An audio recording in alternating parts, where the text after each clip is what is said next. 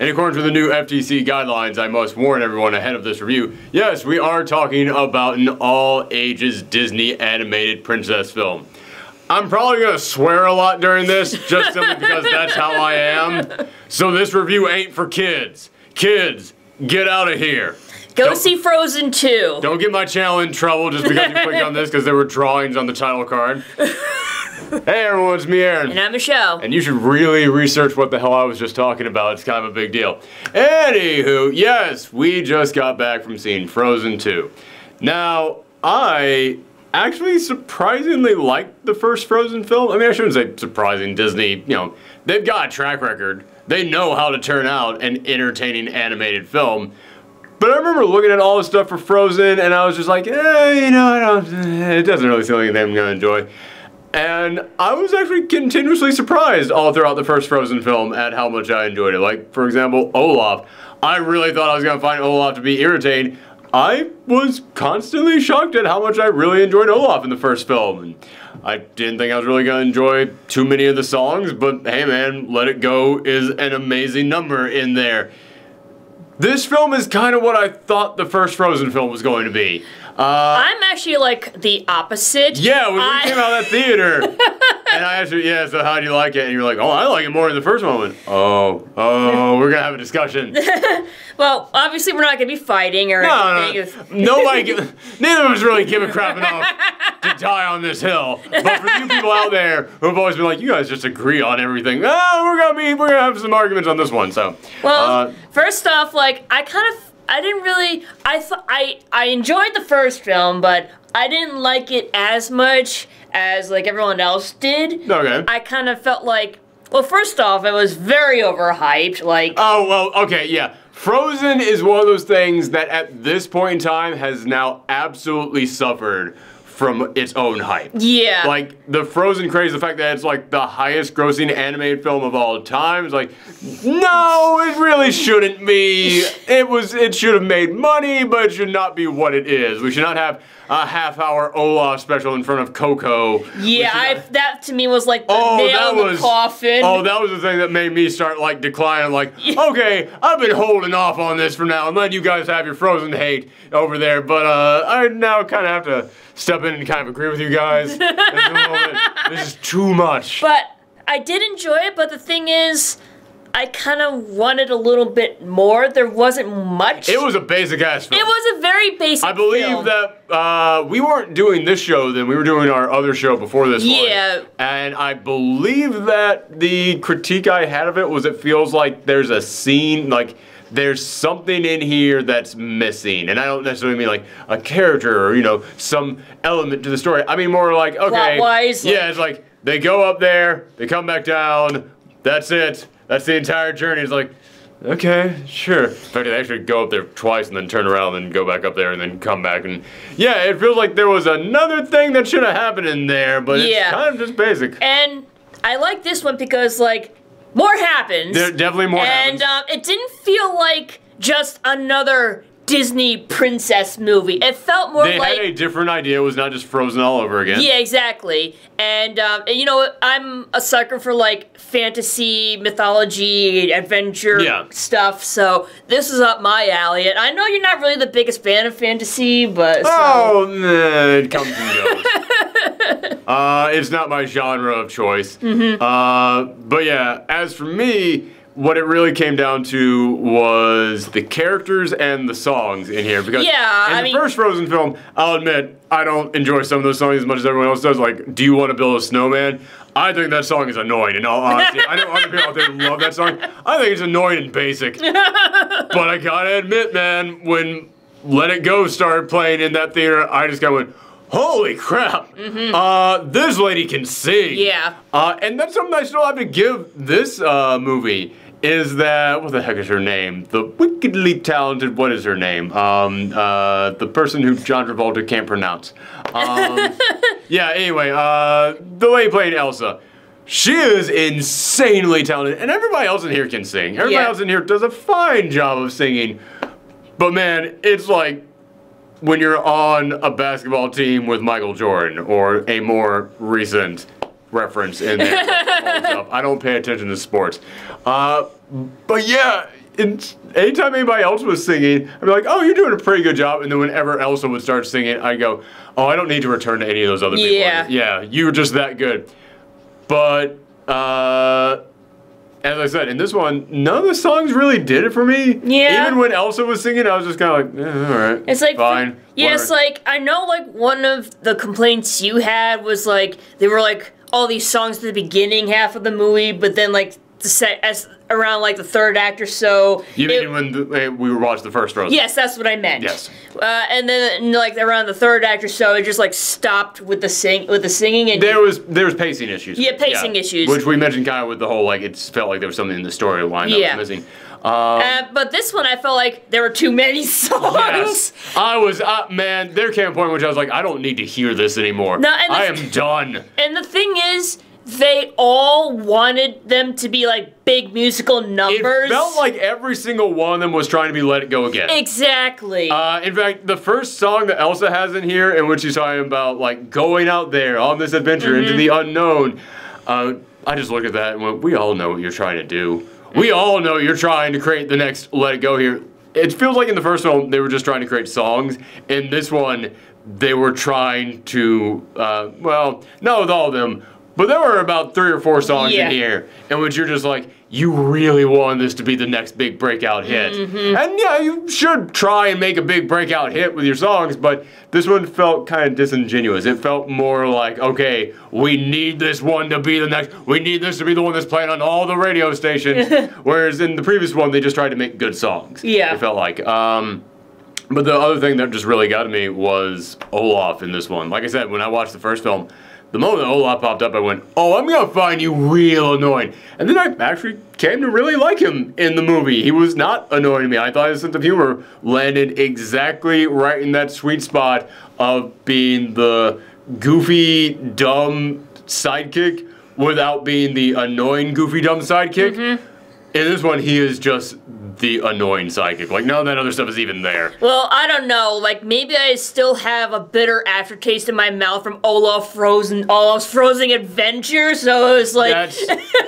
I mean, yeah, that was one of the things that made me really just start going, okay, you guys just are really hammering this guy in there too much. Yeah. I mean, for God's sakes, anybody who missed that short that they played before Coco, it was all about finding the spirit of Christmas. And the big lesson they learned at the end is that they should all give presents, and all the presents are Olaf themed. Oh my God, we all saw what you did there, Disney. Don't pretend like you weren't just making a giant half-hour-long commercial to run before Coco. We all know what this was about. But in this one, the dude, again, it feels like he just does not shut up, and none of the lines I felt were clever in here. Anytime that he started talking, I was just done. I didn't want any part of this. And man, I was so, halfway through this, I was so sick of his character. And he just kept going, and kept going, and kept going. Like, it's like, hey, kids love Olaf, let's put more Olaf in. Just slap that Energizer Bunny thing on the background. And another thing, this is going to be weird for me to say because the actress who plays Elsa, she is indeed a very talented Broadway star. But when it came to her dialogue, she just felt very monotone. Man, I did not want to say that. I didn't, but yeah, in the first film, she didn't have a lot of personality because her entire character was restrained, keep it all inside. And the only time it could come out was when she sang. So it worked perfectly in that film. In this one, she is so flat when she's acting. Again, not when she's singing. When she's singing, she is the #1 star. Phenomenal. But yeah, her acting in here, it does not hold up to anyone else in this movie. And it's not that it's bad, it's just flat. It is just very bland. Alright, so now that we've covered, like, the issues, should we, like, go into the plot? I didn't say I was done with the issues. Oh, okay. Keep going! No, let's go into the plot, because they'll probably get me to a couple more of them. The plot of this is that Elsa has this feeling like something is calling out to her from this other location, she doesn't know where, and there's this memory that she has from when she was a kid. Which I gotta say, the child actors playing Anna and Elsa, actually phenomenal. They're only in here for a little bit of time, but man, they were both really good in here. But they were told this story when they were kids by their father, about when he was a kid, they went, the people of Eldengard, whatever it is, Eldenberry, whatever. They went off to visit these people in another land, and they at first were at peace with them, and this was a land where spirits lived. There was like a spirit of earth, of wind, of fire, of September. No, it's the Avatar ones. Yeah, it's earth, wind, fire, and water. Yeah. And everything was fine until Eldengard attacked, or whatever it was. Or man, it's a really forgettable kingdom, and I wish that they did not keep trying to come back to it. You kind of give away the spoiler, but it's not really a spoiler because we all saw it coming. Do you know world history? I almost said American history, but then went, wait, hold on. Let's see, the British Empire, so on and so forth. Like, basically, every white dude just came along and fucked up every other country. Man, the moment that this thing starts. Because when he's telling the story, he's just saying, yes, and then out of nowhere, everyone started fighting. We don't know what started this fighting. Everyone that audience went, I know what started the fighting. I know. World history has taught me what started this fighting. So yeah. Oh yeah, by the way, maybe we should mention like the other people were like natives. They're meant to be like Inuits. Inuits, yeah. It's like that's something I want to bring up. Like I know. Well, I know what you're gonna get to. We'll save it for the spoiler section. Okay. Unless it's not what I'm thinking of. Well, I was just gonna say like a lot of people were complaining about how many white people were in the original Frozen. It also does seem, and I gotta give them credit on this one. I gotta give them some credit on this one. Anytime, I don't really blame people for screwing up. I blame people for not learning from their screw-ups. And yeah. The very first Frozen film, it is just white people from front to center to back. This film, it comes in, all the people from the land that they are going to are Inuits. The captain of the guards from when their dad was a kid, he is still there. Like him and all the royal guards, they've been trapped there for what is it, like 34 years? They say. Yeah, like which they don't look like they've aged 34 years. They look like they've aged like 10. Maybe like it's a magical place, so maybe their age slowed down. Exactly, could be. Yeah. But yeah, he's black. A lot of the other people in the guards are people of color. So they definitely came in here and went, okay, our bad. We see that we kind of made a mistake on that. And I know a lot of people out there tried to defend him going, oh, well, you know, of course there were white people because it was set in, like, this Netherlands area. It's like, there were people of color in the Netherlands. You know this, right? Also, it's a magical kingdom. You're allowed to kind of do whatever you want with it. So, yeah, it definitely seemed like they were trying to make up for that. So, I've always said, you know, if you can learn from your mistakes, I'll give you some applause on that. But yeah, so they basically go to this place, and these people, they've basically just been at odds for 34 years, trapped in this area. They got walled off, and they have to now figure out how to get this area to open back up again so these people can finally be freed out of this area they've been trapped in this entire time, make peace with them, and also Elsa has to kind of learn why she's got powers. Yeah. Because she has ice powers, and she's going to a place where there's the spirits of earth, wind, fire, water, air. It has to be tied to this in some way, shape, or form. So that's, and also there's a whole other subplot in there. Sven is trying to propose. Kristoff. Sven is the reindeer. Well, that would have been really fucked up. Well, that one's got more personality. Where Kristoff is trying to propose to Anna, which is another thing that listen, you want to have them get married? Sure, fine, whatever. Man, that running gag got old with me. Yeah, I was fast. I was not a fan of that. It's like, you know shit's happening. Why not wait until also, we've seen this over. Yeah, we know what this joke is. We know that, and of course, it's aimed at kids. It's aimed at kids. Kids haven't seen this joke yet. They have not seen the joke of, well, I'm trying to propose with, I keep jumbling up my words, and she keeps thinking that I mean something else, and oh, every time I'm about to, something gets in the way. Kids haven't seen that joke, and I gotta remind myself. Actually, that joke was used in The Rescuers Down Under, but it's been a while, and probably kids, I'm sorry, did kids who are watching this come here with a time machine? Like, we were kids when The Rescuers Down Under came out. Well, we got Disney Plus now, so they can watch The Rescuers Down Under and see that joke be done better. My point is, kids haven't seen this joke yet, so okay, fine. You want to expose kids to that? But I have to judge this as an adult because this film isn't just made for kids, it's made for all ages. And speaking on the all ages side of this, oh my god, we've seen this joke before, and man, they don't do anything new with it, and it gets old quick. There was some nice stuff between Kristoff and Anna in here, though, although they do play up a little bit of Anna's ditziness here in their exchanges. I thought that was done better in the first film, but they, of course, do kind of drop that joke entirely as the story goes along, but that's understandable because major stuff is going down. Yeah, more important stuff. More important stuff, yes. More Okay. You're despicable. Yes. Yes, more important things are going on, so I understand them not trying to, lean into the ditzy joke. But, at the same time, that was a pretty good joke from the first one. And without it, Anna's entire character is, I care about my sister. Yeah. Okay, that's nice, but, give you a couple other, things to your personality in here. She just seemed a little bit flatter than she did in the first one. Yeah, it's like a lot of the main characters felt, very... A lot less interesting. A lot less interesting. Because I was thinking that very one-dimensional. That's what I was trying to say. Because as we said in the first film, the plot it's kind of simple, but it's the characters that carry that for me. In this one, there's definitely way more stuff going on in the plot, but if I'm not really that interested in following the characters on this plot, then I don't really, to me, characters are always more important than plot. Yeah. Because I can follow good characters through a dull plot. A great plot with dull characters is still kind of a pain for me to get through, and that's kind of what this came down to for me. Yeah. I did not care for the characters nearly as much as I did in the first one.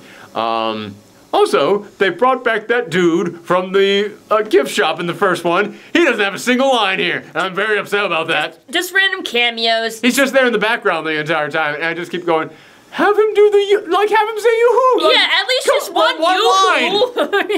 Come on, man. You give, friggin' Olaf all this screen time. Give this dude one line. Whatever. Yeah. Fine.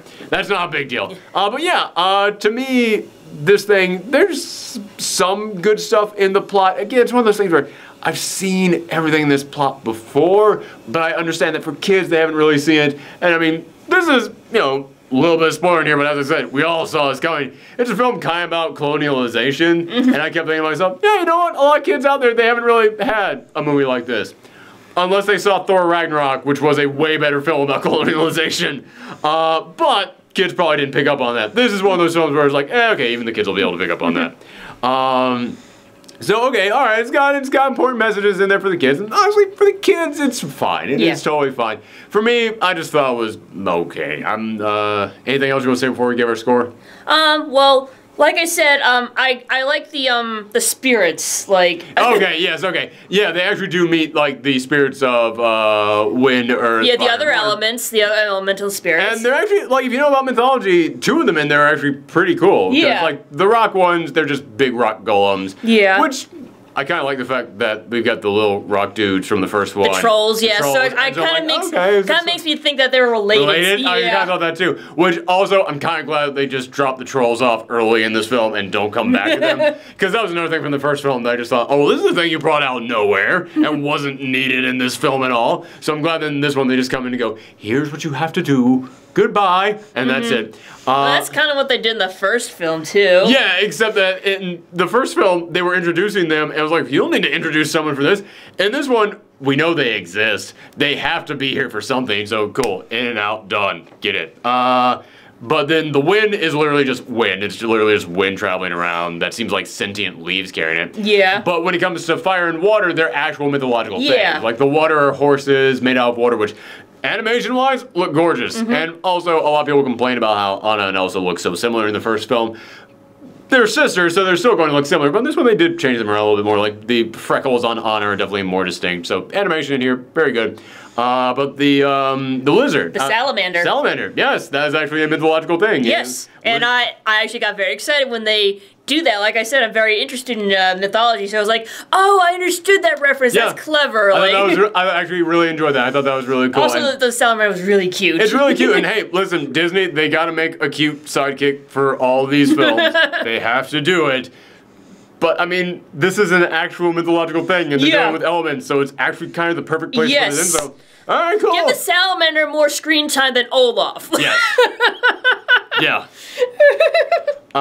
So yeah, I'm going to give this thing just a 6. Like, it's above average for me. It's fine. I'm not mad that I saw it, but it's gonna be kind of a forgettable sequel for me. What about you? Well, like I said, I enjoyed this more than you did. You don't have to feel bad about that. No, I'm just stating the obvious, Yeah. but it's like, I don't remember what score I gave the original. Back then, I don't think we were doing scores. Alright, well, like, whatever it was I gave back then is like a half a point up from that. Okay. It's like, maybe if I gave it like an 8, I would give this an 8.5. Okay. It's like, So, 8.5, 6, for those people out there who said you guys don't agree on everything, like, this is one of our... we do agree on everything. This is like the opposite, but... Yeah, this is, that we do agree on everything. This is about the biggest gap that we've had. No, we probably... I think there was definitely one film that you liked. There might have been, but I don't remember. Yeah, I don't remember it. But yeah, so going to spoiler time here. The big revelation is, of course, that Anna and Elsa's grandfather, they came in here, they built this dam. They built the dam specifically to hurt the land, so that way they could weaken the magical connections of these people. And then they just came in there and they just killed off the elder. So yes, it was their kingdom that started all this. And also, the father was rescued by the mother. Their mom was part of that yes, Inuit the big tribe. revelation is that... And that's why Elsa has her ice powers. Is because she, the mom, was a member of this tribe and she had wind powers. Okay, I don't know exactly how to phrase this. Why is the mom the one white member of this? Yeah, I kept looking at that as like the big revelation is that, oh no, she was a member of their people, and I'm just like... Really? Yeah, as I said, there's really no good way to ask that question, but again, this film, it is kind of like making a message about the history of colonialization, and it's a big deal that all the members of these people, they're meant to be native people, they're meant to be Inuit people, but the member of their people who comes along and marries and ends up becoming the mother to Anna and Elsa was apparently the one white member of them. There's no good way to ask any question about this, but it is one of those things where it's like, I'm going to be interested in seeing what people's reactions are to this. Although the grandfather's racism does explain why the parents are so paranoid about Elsa's ice powers. Oh! Well, yeah, because the grandfather was all about, like, these people, we can't trust them because they work side by side with magic. Oh, you know what? That's actually, wow, that adds a lot of backstory to Elsa. That's actually kind of cool. Yeah, it makes their parents less shitty, but what they did was still pretty shitty. Yeah. Yeah, their grandfather really messed up this entire family. And all those people.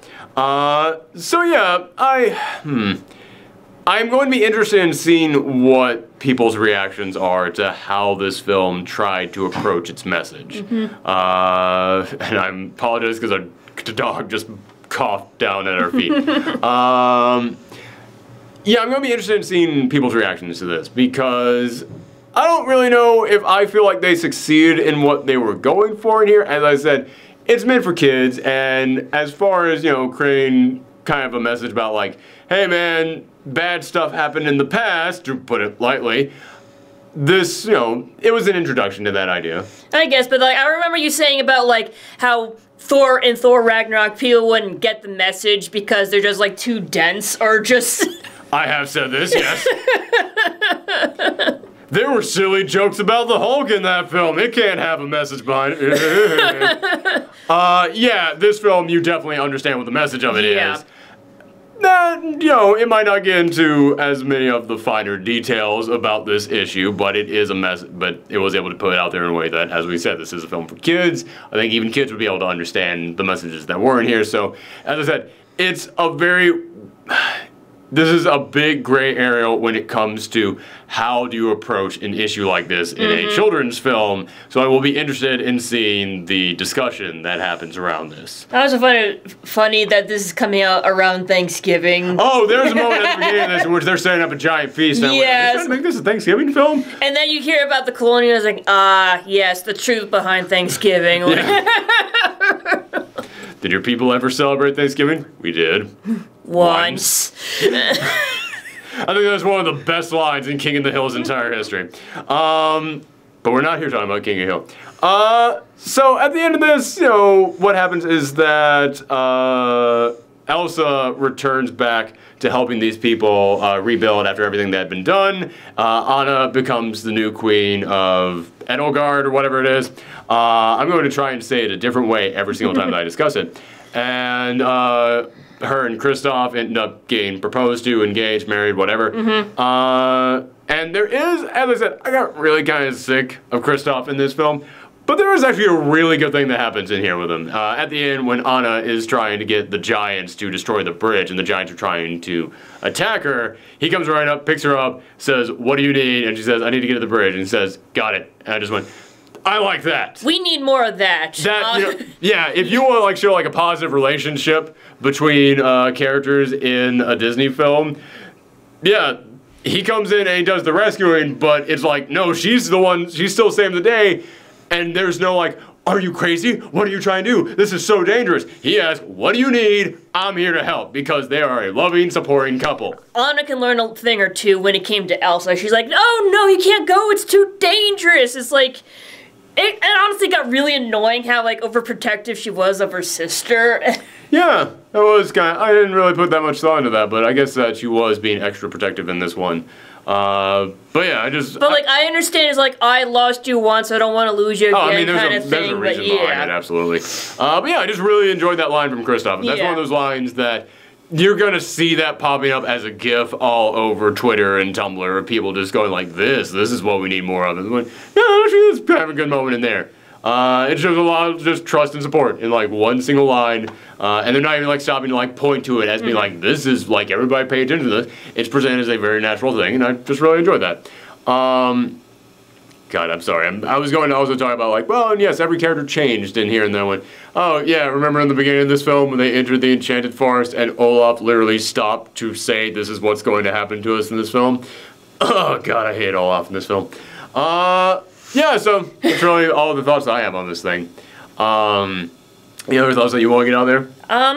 No, that's pretty much it. Like I said, I liked all the mythology stuff, so that's why I liked it. So yeah, that was it. Those are our thoughts. Come back next week, in which, let's see what is coming out. I know The Irishman is coming to Netflix next week, so I didn't get a chance to review that in theater, so we'll definitely be reviewing that.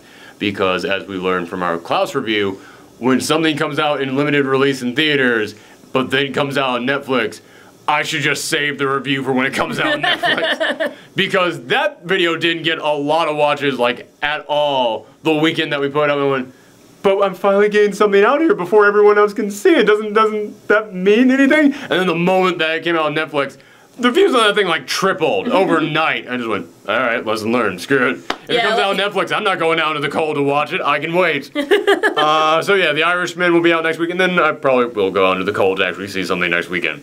But thank you guys very much for tuning in. Coming next time. Bye. Bye.